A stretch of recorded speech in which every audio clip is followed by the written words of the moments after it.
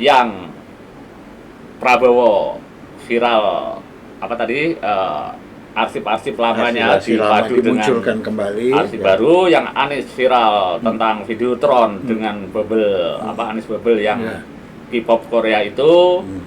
Yang kubu Ganjar diwakili oleh Mahfud MD viral soal tiba-tiba dia merasa atau paling tidak terkesan loh kok Kak seperti oposisi, padahal dia bagian dari kekuasaan, bahkan secara resmi menjabat Menko Polhukam.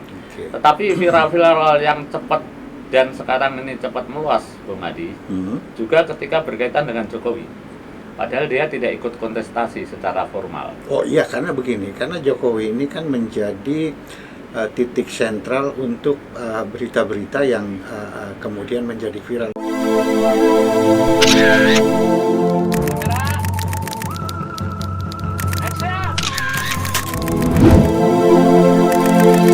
Sekarang hari Selasa ya, hari Selasa tanggal 16 Januari. Ya, saya bacakan nih kalender saya nih, selalu ada ayat-ayat yang bisa menjadi referensi ya untuk kita jadikan bahan renungan ya.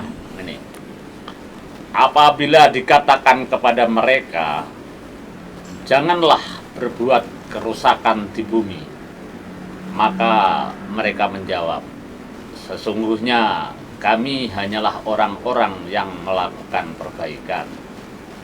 Jadi mereka melakukan kerusakan ya, di muka bumi, tetapi mereka selalu berkilah, loh kami ini hanyalah orang-orang yang melakukan perbaikan.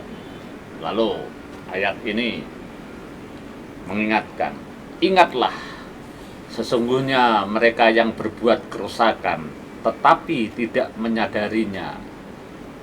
Jadi orang-orang yang membuat kerusakan itu seringkali tidak menyadari. Nah ini Al-Baqarah ayat 11 sampai 12. Ya, jadi yang kita kutip nggak main-main. Jadi saya ingin mengatakan ayat ini mengingatkan kita bahwa ada di antara kita itu yang benar-benar sebenarnya melakukan kerusakan, tetapi tidak pernah menyadari bahwa kita sedang melakukan kerusakan. Bahkan kita sering mengklaim bahwa yang kita lakukan ini adalah perbaikan-perbaikan.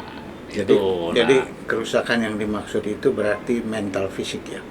Oh, segala macam. Kalau ayat itu kan tanda-tanda, apalagi Al-Quran itu kan penuh simbol-simbol yang harus makanya kita suruh ijtihad untuk memahami makna. Karena maksud saya ayat-ayat begini menjadi kontekstual ketika kita bicara situasi hari ini yang kita bingung, mana sebenarnya kerusakan, mana perbaikan, mana sebenarnya orang-orang yang melakukan pengerusakan terhadap bangsa ini, bumi ini, mana sebenarnya yang melakukan perbaikan-perbaikan. Nah ini kan kita bingung di musim pilpres ini. Kalau mendengar apa yang Anda sampaikan berdasarkan ayat ini berat banget. Artinya kita coba sederhanakan aja pembicaraan kita nih, Bung Akhlis. Ini apa yang kalender ya, saya lihat. Bung Akhlis, hari ini kan apa yang kira-kira viral ya, artinya secara audio maupun audio visual gitu. Saya melihat membaca ada beberapa yang viral seperti pemakzulan, seperti apa yang kepala desa dikumpulin untuk mendukung paslon tertentu, kemudian Kaisang yang bertemu dengan Sultan, kemudian Sri Mulyani, kemudian banyak sekali Sri Mulyani siap mundur. Itu jadi ya kita bicara itu Bang Adi ya, kita ikut-ikutan bicara situasi terakhir dari masyarakat bangsa ini yang memang kita bisa baca dari audiovisual, video-video, film-film yang tayang di media sosial. Ya, yang kita tidak bisa hindari karena itu sudah menjadi bagian dari kehidupan kita sehari-hari. Yang paling gencar kan pemakzulan, yang semula ini menjadi suara dari mahasiswa, dari kelompok-kelompok pejuang demokrasi yang sudah berembus sebenarnya sejak sekian bulan lalu, kemarin mendapatkan momentum viralnya, momentum viral nih, ketika kelompok kumpulan orang-orang yang menamakan petisi 100 diterima oleh Mahfud MD yang adalah Menko Polhukam. Lalu di situ Mahfud MD memberi semacam pelayanan terhadap aspirasi mereka, lalu memberi saran yang istilah dari mereka membuka pintu untuk bagaimana proses pemakzulan itu dilakukan. Tapi itu bukannya menjadi konflik interest? Nah, Atau Mahfud kan salah satu pasangan paslon. Ya, justru karena Mahfud itu adalah Menko Polhukam, dia juga adalah bagian dari rezim Jokowi, dia juga calon wakil presiden yang diusung oleh partai terbesar yang selama ini identik dengan penguasa hari ini, maka itu menjadi viral. Karena terjemahan orang bisa macam-macam, tafsir orang bisa macam-macam, ya kan? Mahfud bisa jadi menjadi apa? Nggak sampai Brutus lah ya, tetapi orang dalam yang, waduh, mulai nih gitu kan, karena memang ada rivalitas latar belakangnya, yaitu Jokowi sebagai presiden yang notabene adalah majikan dia di dalam konteks negara-negara itu kan terang-terangan mendukung pasangan Prabowo Gibran. Nah, selain Gibran anaknya, memang kemudian Prabowo lah yang dijadikan tumpuan untuk bagaimana anaknya ini lolos menjadi penguasa kan gitu. Nah, sementara Mahfud ini ditugaskan oleh Partai Demokrasi Indonesia Perjuangan mendampingi Ganjar yang harus bersaing atau berkontestasi dengan Prabowo. Sehingga ketika dia ikut semacam membuka pintu tentang wacana pemakzulan ini, maka jadilah viral. Nah, ini kembali lagi menandai bahwa segala manuver-manuver itu menjadi cepat, menjadi efektif, menjadi bergulir ketika tertuang di dalam audiovisual, baik di televisi maupun di media sosial dan sebagainya itu. Nah, bagi kita sih, kita tidak tahu, atau kita sebenarnya bisa baca lah pemakzulannya maksudnya apa, yaitu apa dan sebagainya. Nah, lalu bertikailah para ahli hukum tata negara.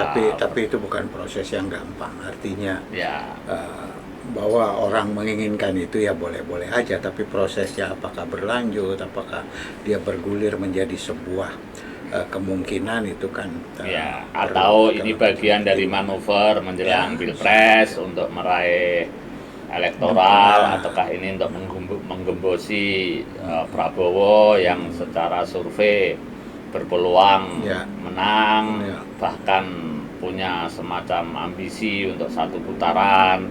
Nah, karena ambisi tapi ada yang menarik dari apa yang dikatakan Prabowo, ya, ini saya potong. Bahwa Prabowo dalam debat calon presiden itu mengatakan bahwa dia tidak haus kekuasaan, dia dia tidak menginginkan kekuasaan atau tidak haus kekuasaan, tetapi dia ikut bertarung dalam setiap pemilu untuk tujuannya kan kekuasaan. Itu gimana itu ininya? Ya, kalau soal itunya sih itu biasalah, narasi-narasi kampanye itu kan kadang-kadang begitu. Yang penting asal menarik perhatian, asal mengundang simpatik supaya orang memilih dia. Tetapi yang sering menjadi catatan kita adalah para netizen atau para penggiat media sosial sekarang itu suka menggali-gali film-film lama, rekam jejak lama. Lalu dikombinasi, kemudian ada yang diparodikan, segala macam lah. Tampilannya ada yang diadu, ini Prabowo tahun 19 ngomong begini, kemarin ngomong begini, termasuk tentang lahan dulu dia Jokowi nanya begini, dia menjawab begini. Sekarang ketika Anies bertanya begini, dia menjawab begini, ya, terus tentang model asing, kan ada tuh film-filmnya tuh, video-videonya tuh, ya Prabowo dulu anti asing, sekarang bukannya saya tidak cinta Barat kan gitu, tidak cinta asing. Nah, ada banyak itu. Nah, ini kebetulan kan kita ngobrol di Sinematek nih Bung Adi ya. Ini menjadi semacam penggugah kesadaran bahwa arsip itu menjadi sangat penting untuk arsip kan tidak pernah bohong. Nah, arsip tidak pernah bohong. Nah, sekarang arsip-arsip itu bermunculan untuk mengetahui jejak rekam seseorang, untuk mengetahui karakter seseorang, untuk mengetahui tingkat konsistensi dan semacam keteguhan idealisme ataukah semacam kemunafikan atau semacam opportunity dari seseorang. Nah, dengan dikombin tadi video-video tentang mereka yang berisi pernyataan-pernyataan sekarang dibandingkan dengan dulu ngomong begini. Nah, ini penting juga untuk artinya membantu kita sehingga kita bisa menyimak semuanya itu dengan mudah, sehingga memberi informasi yang lebih lengkap dari kita, tidak sesuai dulu. Kalau dulu kan kita nyari tuh arsip di arsip nasional, di mana nunggu televisi nyari. Nah, kalau sekarang kan tadi kan kita orang-orang biasa sudah biasa karena tidak ada lagi batas, tidak ada lagi border untuk mendapatkan informasi apapun. Itu kan tadi kita bicara Prabowo. Ini juga Anies ditelanjangi pemuda ini, dibongkar tidak tersisa, ambruk. Artinya bahwa pemanfaatan media audiovisual ini betul-betul sangat masif. Iya kan? Iya. Gitu. Iya, makanya Anies ini kan viral nih, dia di Papua, hari ini di mana, tahu-tahu dia loncat kemana dan sebagainya. Dan tapi dalam konteks pemanfaatan media sosial ini nampaknya itu kemarin yang viral ini Bung Adi, tiba-tiba muncul di Bekasi itu Videotron, itu tentang Anies Bubble atau apa itu, yang tentang Korea itu. Jadi bagaimana para penggemar budayaan pop Korea itu di Indonesia membuat sebuah video yang ditayangkan di sebuah Videotron gede, ya, dan itu kayaknya mereka biayain sendiri karena ketika di Sorong Papua itu Anies diwawancara wartawan bilang, masa baru lihat ini gini-gini, wah, dengan segala dengan segala mimik kekaguman dan ungkapan terima kasih, meskipun bisa jadi itu artifisial gitu untuk kepentingan kampanye gitu ya.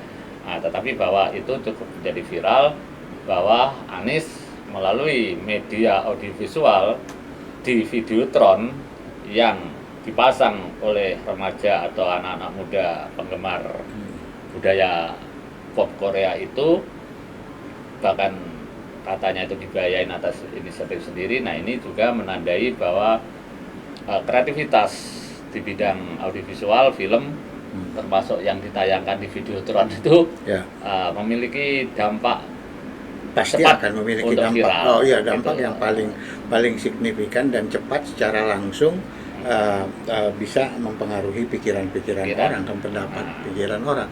Nah, kalau melihat dari dua paslon ini ya, artinya 1 dan 2 ini, yang paslon 3 ini sepertinya apakah masih menyimpan senjata untuk membuat viral lain itu atau bagaimana?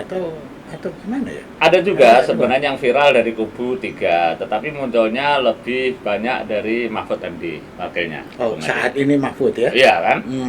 Nggak tahu Ganjar ini belum ada yang viral lagi nih. Viral apa? Tetapi Mahfud pertama tadi ketika dia menerima tokoh petisi 100 tentang Makjulan, lalu disambung lagi itu tentang des pemilu yang nanggepin orang Partai Gerindra dengan bilang bodoh dan sebagainya dengan muka yang itu ternyata jadi viral. Ini semakin viral karena justru Mahfud ini bukan sekedar Menko Polhukam, tetapi juga seorang calon wakil presiden yang tadi saya jelasin berada di dalam atmosfer kontestasi yang memang makin tajam gitu. Jadi ada ketiga pihak ada viral. Jadi yang Prabowo viral apa tadi arsip-arsip lamanya dipadu dengan kembali arsip baru, yang Anies viral tentang Videotron dengan bubble Anies bubble yang K-pop Korea itu, yang kubu Ganjar diwakili oleh Mahfud MD viral soal tiba-tiba dia merasa atau paling tidak terkesan loh kok Kak seperti oposisi padahal dia bagian dari kekuasaan, bahkan secara resmi masih menjabat Menko Polhukam. Tetapi viral-viral yang cepat dan sekarang ini cepat meluas, Bung Adi, juga ketika berkaitan dengan Jokowi. Padahal dia tidak ikut kontestasi secara formal. Oh iya, karena begini, karena Jokowi ini kan menjadi titik sentral untuk berita-berita yang kemudian menjadi viral dalam segala hal. Dalam setiap langkah Jokowi selalu akan diamati, kemudian diberitakan, kemudian sebagian menjadi berita-berita yang viral. Iya. Itu memang sudah begitu. Iya, pemakzulan tadi misalnya itu kan sebenarnya arahnya kepada Jokowi yang secara formal kan tidak ada kaitannya dengan persaingan kontestasi itu, meskipun selalu orang menarik-narik. Ini kan ekspresi dari orang yang takut kalah lalu bikin isu gitu ya. Tetapi kan sebenarnya itu arahnya adalah ke Presiden Jokowi untuk dimunculkan. Sama lah dengan demo-demo sekian tahun lalu yang ada turunkan Jokowi di jalan-jalan kan banyak dulu. Semacam itulah ya tentu saja ini akan sulit tadi seperti Anda bilang, akan tidak gampang. Tapi sebagai sebuah ekspresi demokrasi, nah fakta itu sudah menandai adanya satu gerakan di masyarakat. Untuk satu tujuan ya. Nah, bahwa itu sulit itu ya dulu yang demo sampai berdarah-darah dengan bawa poster turunkan Jokowi juga nggak ada kelanjutannya dan memang akan begitu kan gitu. Tapi itu tanda bahwa negara ini sedang bermasalah, pimpinannya sedang bermasalah. Tapi kenapa juga mesti dimakzulkan? Toh Jokowi juga udah mau habis gitu loh. Ya biarin aja, kan tadi itu ekspresi orang ingin bersuara ya, memang mungkin karena dianggap sudah melakukan perbuatan tercela, memanipulasi konstitusi dan sebagainya lah. Tapi itu biarin urusan para politikus, para aktivis dan para ahli hukum tata negara. Nah, ada viral lagi yang nambahin kesemerautan semacam itu yang hanya dalam bentuk audio, Bung Adi. Yang suara, yang itu dukungan. Iya, kepala desa ada Gading, ada Kajari di daerah Batubara sana, itu terekam meskipun hanya audionya, tetapi kemudian ditayangkan visualnya di media sosial itu disertai foto-foto orang yang diasumsikan berbicara di situ, yaitu tentang gerakan bagaimana tidak ada kata lain, kita harus mendukung paslon 2 dan sebagainya. Itu juga viral dan sekarang menjadi wacana meskipun dibantah sana sini, kemudian bahkan Bapilu setempat sendiri mengatakan tidak ditemukan dan sebagainya, tetapi orang sudah semakin menjadikan itu referensi-referensi yang menjadi menggiring opini bahwa memang negara ini sedang bermasalah, terutama dalam konteks menuju Pilpres. Belum lagi di mana kemarin di Jawa Barat tuh ada para ANS atau bupati-bupati yang ditunjuk tuh ya main bola dengan kaos seragamnya nomor 2 semua. Nah, jadi mereka dengan gaya kesombongan sebagai penguasa gitu kan, memamerkan itu foto dan kemudian diviralkan. Nah, ini semua makin mengerucut bahwa memang ada semacam penyimpangan dari keharusan Pilpres ini yang mestinya ASN itu netral, TNI itu netral, Polri itu netral, pejabat-pejabat negara yang itu termasuk presiden itu netral, ternyata memang berlangsung sebuah orkestrasi yang kemudian melahirkan peristiwa-peristiwa yang kemudian itu disebut tanda-tanda, kalau tidak bisa disebut bukti, bahwa memang terjadi ketidaknetralan. Ketidaknetralan itu artinya potensi kecurangan untuk nanti kita menuju Pilpres. Nah, ini semua kita lihat melalui viral-viral di media sosial. Melalui audiovisual, melalui video, melalui film. Jadi artinya bahwa kita harus terus mengikuti yang menjadi berita utama, terutama yang viral-viral di media sosial, yang harus kita bahas untuk supaya itu memberikan nutrisi pikiran kepada kita untuk Betul, tidak tersesat, betul. untuk kita juga paham sebenarnya bumi Indonesia ini sedang dirusak atau sedang dibangun. Ya. Karena itu sekian tahun lalu sudah turun wahyu melalui surat Al-Baqarah yang saya bacakan tadi ayat 11-12. Jadi orang-orang yang merusak itu kalau diingatkan atau kalau dikritik atau kalau diawasin atau di balance itu sebagai itu, dia akan menjawab bahwa yang dia lakukan bukan pengrusakan tetapi adalah orang-orang yang melakukan perbaikan. Ingatlah sesungguhnya mereka itu benar-benar berbuat kerusakan tetapi mereka tidak menyadarinya, kata surat Al-Baqarah yang tertulis di kalender ini. Ya, belum.